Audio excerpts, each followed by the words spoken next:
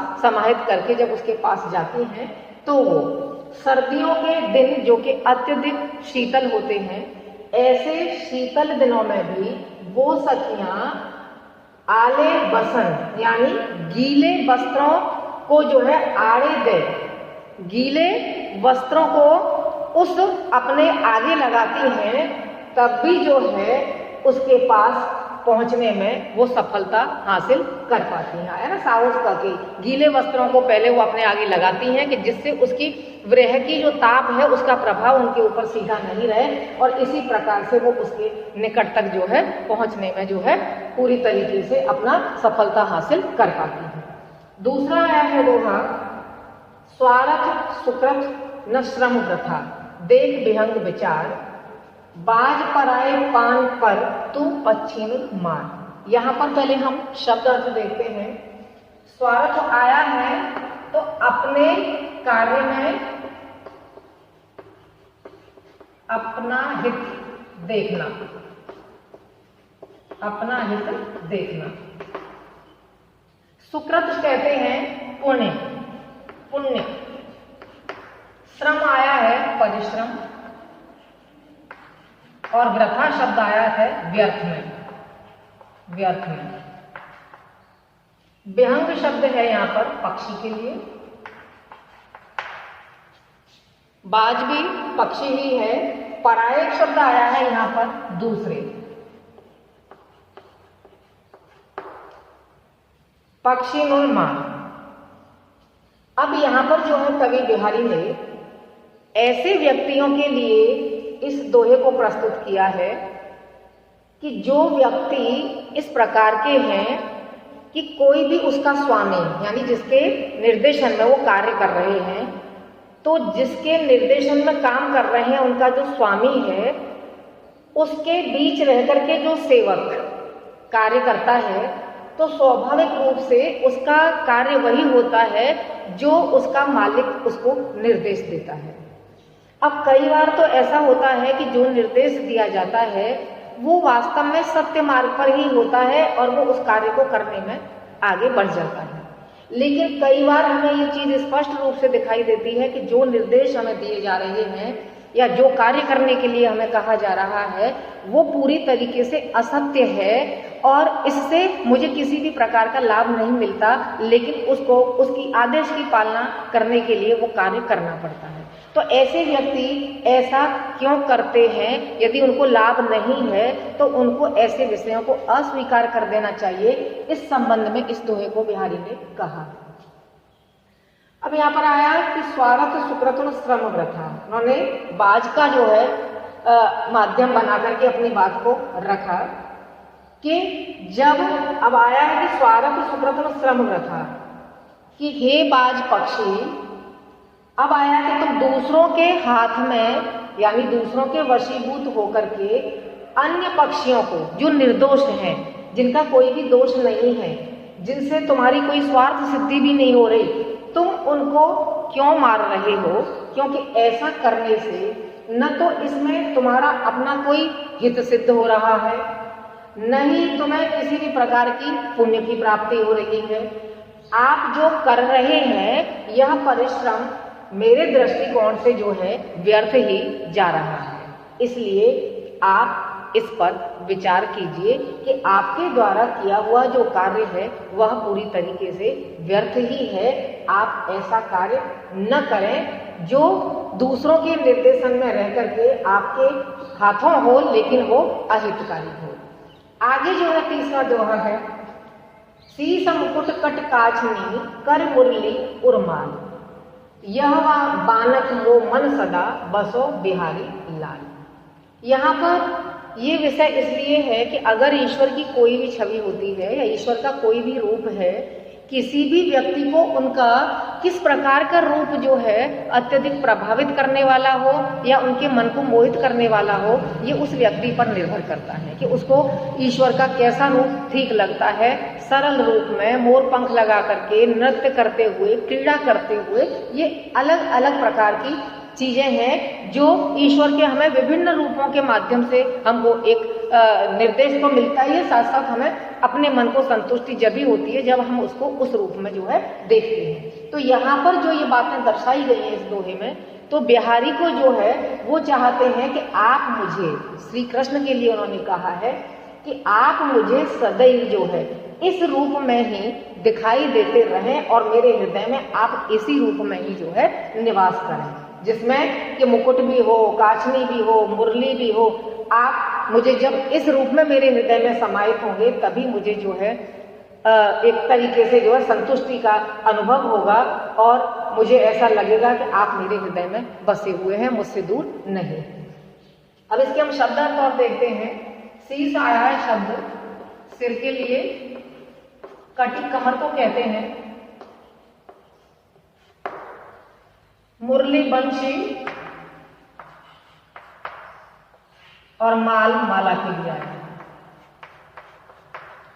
बानक कहते हैं वेश, रूप, बसो बिहारी लाल।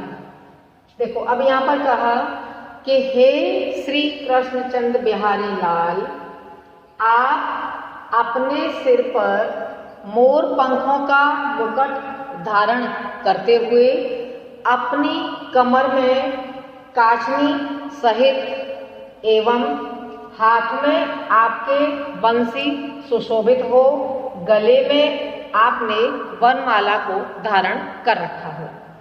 यह बानक आप ऐसा वेश धारण करके हे प्रभु सदैव आप मेरे मन रूपी मंदिर में अपना निवास बनाए रखो और अपनी कृपा दृष्टि को मुझ पर सदैव बरसाते रहो, ऐसा कवि बिहारी ने कहा। आगे का अब ये दोहा देखते हैं। हरि छवि जल जब ते परे, तब ते छिन बिछुरे, भरत ढरत बूढ़त तरत घरीलो ने। यहाँ पर जो है यह बात इस तरीके से स्पष्ट की गई है कि हरि छवि, पहले हम शब्दार्थ देखते हैं। हरि छवि, छवि यानी शोभा। छिन क्षण भर भी, क्षण भर भी बिछड़े, अलग होना, अलग न आया है तो न होना। भरत ढरत बूढ़त तरत घरीलों ने। यहाँ पर जो है नायिका की वह स्थिति है कि जिसमें जो है वह हरि के छवि रूपी जल में उसके नेत्र जो है सौंदर्य से आसक्त हो गए हैं और अपनी इस स्थिति का वर्णन करते हुए वह अपनी अंतरंग सखी से इस बात को स्पष्ट करती हुई वह कहती है कि हरि छवि जल जब ते परे। हरि की छवि रूपी जल में जब से मेरे नेत्र समाहित हुए हैं, या वह छवि मेरे नेत्रों में जब से समाहित हुई है और जब से मेरे नेत्र आसक्त हुए हैं, तब ते छिन बिछड़े हैं। जब से वह उस शोभा से या उस सौंदर्य से एक क्षण के लिए भी वो चाहने पर जो है अलग नहीं हो पाते। कभी वह उस छवि से जो है वो नेत्र जो है छवि रूपी जल से नेत्र कभी मेरे भर जाते हैं, कभी वो अधिक भर जाते हैं तो वो आंसू के रूप में बाहर को जो है वो ढरकते हुए दिखाई देते हैं, तो कभी वो पूरी तरीके से मेरे नेत्र उसमें डूब जाते हैं और कभी वो उतराने लगते हैं यानी तैरते हैं घरीलों नैन, और मेरे नेत्र एक क्षण भर भी जो है उससे किसी भी प्रकार का कोई भी अलगाव अब नहीं करते हैं। आगे जो दूसरी आई है पंक्ति, इसको देखते हैं। इत आवत चल जाग उत चली 6-7 हाथ, चढ़ी हिंदोरे स रहे लगी उसासन सा। यहाँ नायिका की विरह अवस्था का जो है वर्णन किया गया है कि विरह के कारण उच्छ्वास लेने पर उसकी स्थिति किस तरह की होती है। इत आवत चली जात, उन्होंने कहा कि जैसे ही विरह अवस्था के कारण एक तो क्या है कि वो बहुत ज़्यादा दुबली पतली हो गई है, दुबली पतली होने से उसका शरीर बहुत हल्का हो गया है, और जब वह उच्छ्वास लेती है तो वह कभी इधर आते हुए दिखाई देती है तो कभी ऐसा लगता है कि वो उधर आगे को चली गई, और 6-7 हाथ, और एक ही बार में ऐसा लगता है कि वो 6-7 हाथ आगे पीछे जो है बड़ी ही सरलता से उच्छ्वास लेने के साथ साथ वह आगे पीछे होती है। चढ़ी हिंडोरे सी रहे, लगी उशासन साथ। उन्होंने कहा कि उच्छ्वास के साथ या उच्छ्वासों के साथ उसका इस प्रकार से नायिका का आगे पीछे बढ़ने का जो क्रम है, उसे देख करके ऐसा लगता है कि जैसे वो तो हिंडोले पे ही झूल रही हो या हिंडोले पर ही चढ़ी हुई हो। इसमें जो है आप आगे देखते हैं, अंतिम दोहा है जो है, भूषण भार संभारिए क्यों इन तन सुकुमार, सूधे पायन धर परे शोभा ही के भार। सुकुमार शब्द आया है तो यहाँ कोमलता के लिए है, तन शरीर के लिए आया है, संभाल आया है संभालना, भार कहते हैं वजन, और भूषण आया है आभूषण।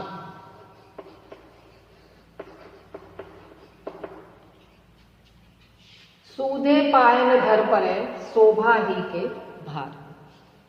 यहाँ पर जो है नायिका की सखी ने नायिका से कहा, क्योंकि नायिका क्या है, बहुत ही कोमल नायिका है, और वह जब अपने पैर को जमीन पर टिकाती है तो वह बहुत ही रच पच करके सोच समझ करके वह पैर रखने की कोशिश करती है, जिसके हर काम में क्या है कि देर लगती है, जितने देर में उसको काम करना चाहिए उससे कहीं देर लगती है। इसलिए जो है उसकी जो सखी है वह उस नायिका को समझाती हुई कहती है भूषण, क्योंकि वो क्यों समझाती है उसको, क्योंकि वो चाहती है कि ये इस काम से जो है जल्दी से जो है वो फ्री हो और अपने काम को वो आगे बढ़ाए। भूषण भार संभालिए, और वो आभूषण धारण करने के लिए जब तैयार होती है तो सखी कहने लगती है, क्यों ये तन सुकुमार, तुम्हारा शरीर इतना कोमल है कि जब तुम अपने पैर को जो है जमीन पर बहुत ही सोच समझ करके जब रखती हो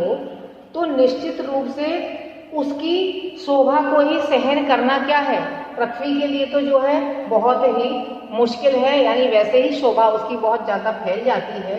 और भूषण भार संभालिए, और यदि तुमने साथ साथ आभूषणों को और धारण कर लिया तो फिर ये जो आपका सौंदर्यशाली शरीर है वो वजन को किस प्रकार से सह पाएगा।